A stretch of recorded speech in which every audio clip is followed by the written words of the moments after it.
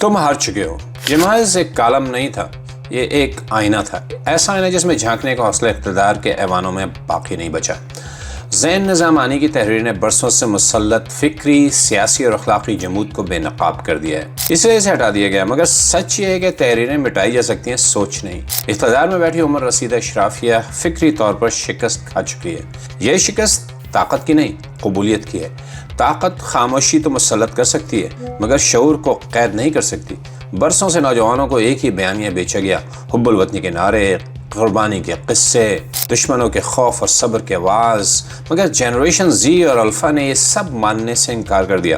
انہوں نے سوال پوچھنا شروع کر دیا ہے، اور یہی وہ لمحہ تھا جہاں سے پرانا نظام لرزنے لگا ہے۔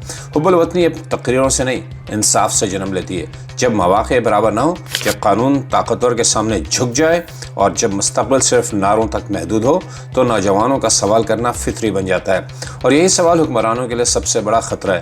یہ تحریر اس اجتماعی منافقت کو بھی عیاں کرتی ہے جس میں سیاستدان، آمرانہ ذہنیت، مخصوص مذہبی طبقات اور منتخب عدالتی رویے ایک دوسرے کا سہارا بنے رہے، جبکہ ان کے اپنے بچے محفوظ، خوشحال اور بیرون ملک مستقبل بناتے رہے۔ سوال سادہ ہے مگر فیصلہ کن۔ کیا یہ ملک بھٹو، زرداری اور شریفوں کی باپ کی جاگیر ہے کہ آنے والی نسلیں بھی انہی کے بچوں کو برداشت کرتی پھریں اور عوام ہمیشہ خاموش تماشائی بنے رہیں؟ نوجوان اب نہ سنسرشپ سے ڈرتے ہیں، نہ سرکاری میڈیا پہ یقین رکھتے ہیں، طاقت کے بیانیے کو میمز میں اڑا کر رکھ دیتے ہیں۔ یہ نہ صرف فائر وال نہیں، تیز اور آزاد انٹرنیٹ چاہتی ہے، یہ پابندیاں نہیں، فری لانسنگ اور مواقع مانگتی ہے، یہ نعرے نہیں، عملی زندگی میں بہتری دیکھنا چاہتی ہے۔ اصل خطرہ بغاوت نہیں، اصل خطرہ یہ ہے کہ نوجوان خاموشی سے جا رہے ہیں، اور جو قوم اپنے باشعور نوجوان کھو دے وہ پھر صرف نعروں پر زندہ رہتی ہے، ترقی پر نہیں۔ یہ کالم ایک تنبیہ ہے، ایک نوشتۂ دیوار ہے۔